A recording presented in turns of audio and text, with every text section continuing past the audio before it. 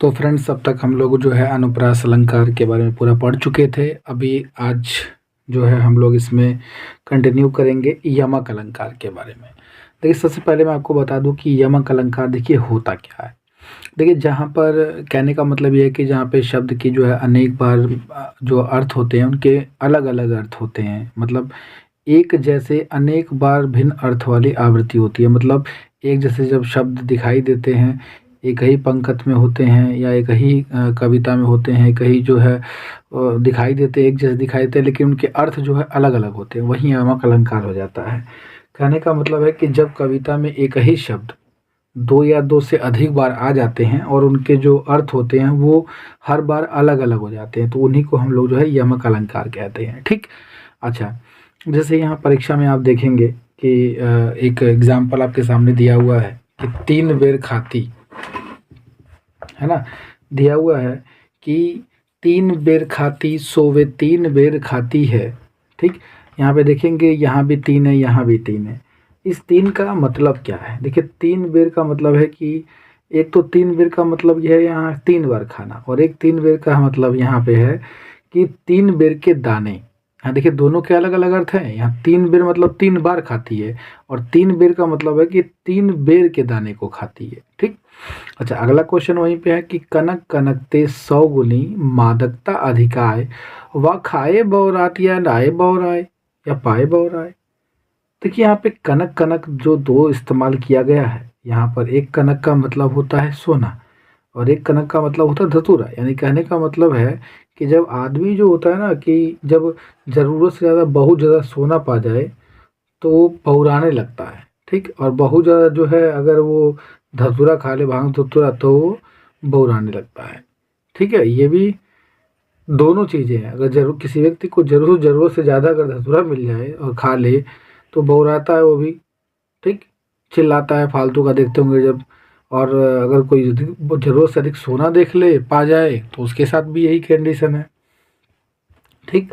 अच्छा, तीसरा है कि यहाँ पे दिया है, तीसरा आप ध्यान से सुने। कह रहा कि कबीरा सोई पीर जो जाने पर पीर, जे पर पीर न जाने सो काफ़ी बेपीर। एक देखिए यहाँ पीर पीर यूज हो रहा है कि पीर का, एक पीर का अर्थ है कि कबीरा सोई पीर है, मतलब एक तरह का कष्ट है, और एक जो है एक पीड़ा है कि मतलब यहाँ पर जो है जो वही इस दर्द को समझ पाएगा जिसको पीर है, जब भी कभी किसी को कष्ट मिला होगा। ठीक। वरना उसको उसका पता कोई नहीं लगा सकता। ठीक है। अच्छा, उसके बाद है काली घटा का घमंड घटा, नभ मंडल तारक वृंदन खिले। कह रहा काली घटा का घमंड घटा। देखिए, घटा घटा 2 बार आया है, तो एक यहाँ पर घटा का मतलब जो है काले बादल से है, और इस घटा का मतलब जो है कम होने से है। यानी काले बादल जो है, ठीक है, काले बादल जो हैं उनका जो घमंड है वो कम हो गया। नवमंडल तारक वृंद खिले, जब नवमंडल के तारक वृंद खिले तो उनका घमंड खुद ही घट गया। ठीक। अच्छा, वो है। इसी तरह बहुत सा है। एक और एग्जाम्पल है, तो पर बारो ओर बसी, सुनो राधिके सुजान, तू मोहन की उर्वशी है उर्वशी समान।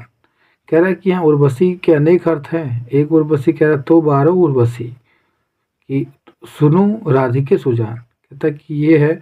और मोहन की जो उर्वशी है वो वसी समान। कह रहा है कि ये 12 जो है राधिका के समान है, उर्वशी अलग हो गई, और एक मोहन की उर्वशी है वो एक अलग हो जा रही है। ठीक। चीज़ों में अलग अलग है, थोड़ा ध्यान से समझेंगे इसको, अगर कहीं दिक्कत आए तो पूछेंगे। कह रहा है कि हरि हरि रूप दियो नारद को, हरि हरि रूप दियो नारद को, देखई दो शिवगण मुस्काई। कह रहे हरि हरि को रूप दिए नारद को। एक हरि का अर्थ है भगवान विष्णु, और एक हरि का अर्थ है बंदर।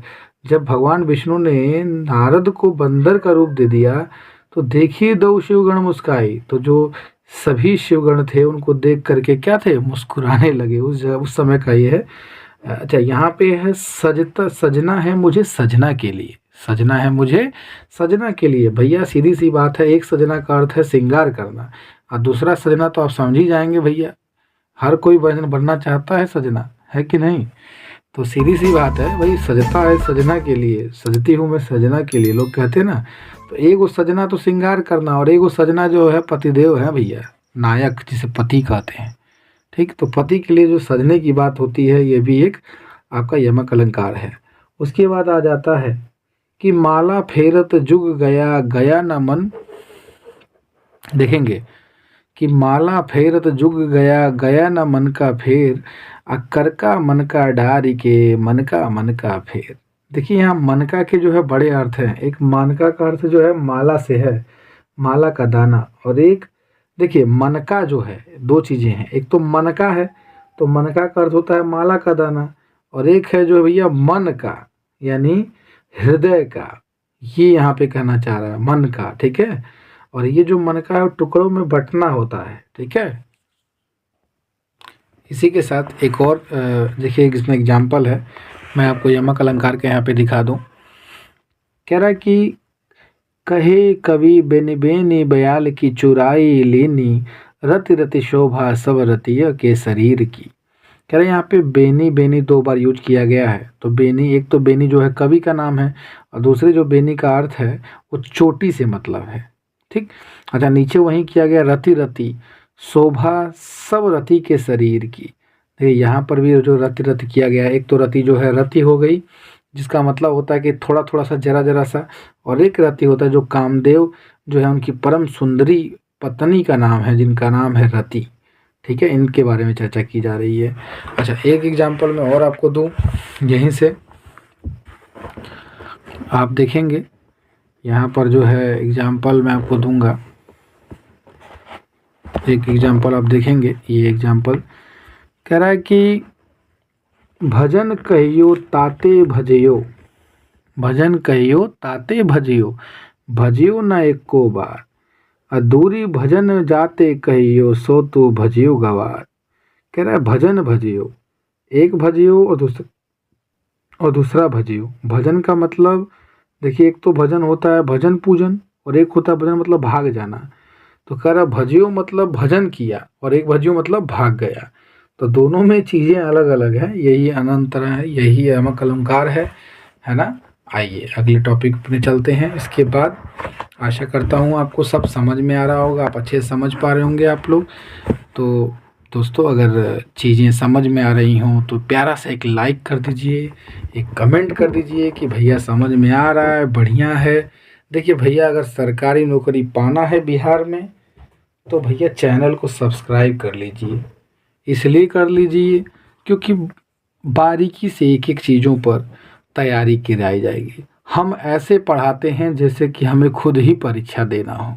हम उसी हिसाब से हम ये मान के चलते हैं कि उस परीक्षा के विद्यार्थी हम खुद स्वयं हैं, और उसे जो हम अपने लिए पढ़ेंगे वही भैया आप लोगों के लिए बताएंगे, ठीक। कि ये चीज़ें पढ़िए, यही चीज़ें पढ़ेंगे तो भैया आपका सिलेक्शन होगा, नहीं तो नहीं होगा, ठीक है। आइए, कह रहा है कि वक्रोक्त अलंकार, कह रहा है जहाँ पर श्लेषार्थी शब्दों से अथवा कंठ की विशेष ध्वनि के कारण प्रत्यक्ष अर्थ के स्थान पर दूसरा अर्थ कल्पित किया जाए, वहाँ पर वक्रोक्त अलंकार होगा। या अपनी भाषा में कह सकते हैं जहाँ वक्ता कि किसी कथन का श्रोता उसके आशय से भिन्न अर्थ ग्रहण करता है, वहीं वक्रोक्त अलंकार होता है। इस कहने का मतलब है कि हम कहें कुछ, आप समझे कुछ, ठीक। तो वहीं पर ये अलंकार उत्पन्न होता है। जैसे कहते हैं को तुम है घनश्याम हम तो बरसों कित जाए, और नहीं मनमोहन है प्रिय फ्री क्यों पकड़त पाए। कह रहा कि देखिए यहाँ पर जो है इस तरह का है, कह रहा को तुम है घनश्याम हम तो बरसत कित जाए। अब यहाँ पर क्या कहा जा रहा है और क्या समझ के, नहीं मनमोहन है प्रिय फिर क्यों पकड़त पाए। यहाँ पे देखिए चीज़ें अलग अलग हो जाती हैं, चीज़ें समझ से बिल्कुल डिफरेंट हो जाती हैं कि मतलब क्या है, इसका प्रोस्पेक्ट जो है बिल्कुल अलग हो जाता है, ठीक है। अच्छा, जैसे एग्जाम्पल के तौर पे मैं एक एग्जाम्पल इस बुक से भी देना चाहूँगा आपको, क्योंकि मैं दो बुकें लेकर के तैयार से अच्छे से तैयार करवा रहा हूँ, तो मैं वो चाहूँगा कि आप वहाँ पर भी ध्यान दें। देखिए वही चीज़ है कि भैया जहाँ बात किसी एक आशय से कही जाए और सुनने वाले उससे भिन्न अर्थ लगा दे, वहीं वक्रोक्त अलंकार होता है। जैसे कैसो सूधी बात में बर्तन टेढ़ो भाव, कैसो सूधी बात में बर्तन टेढ़ो भाव, वक्रतासो काहे सही सब कबीर आए। ठीक, कहने का मतलब ये है कि ये जो इसमें कह क्या रहा है और सुनने वाला जो अर्थ लगा रहा है उसके जो है बात ही अलग है, वो बिल्कुल डिफरेंट समझता है इस पूरे चीज़ को। ठीक, तो जैसे ये भी है, एक और एग्जांपल देख सकते हैं कि भैया कि भरत भूप सिय राम लखन वन सुनि सानंद सुहागो, अपुर परिजन अवलोकी मातु सब सुख संतोष लहांगो। अब वो कहना क्या चाहता है और वो समझ क्या रहा है, दोनों देखिए अलग ही अलग है। अच्छा, आइए अब आगे चलते हैं।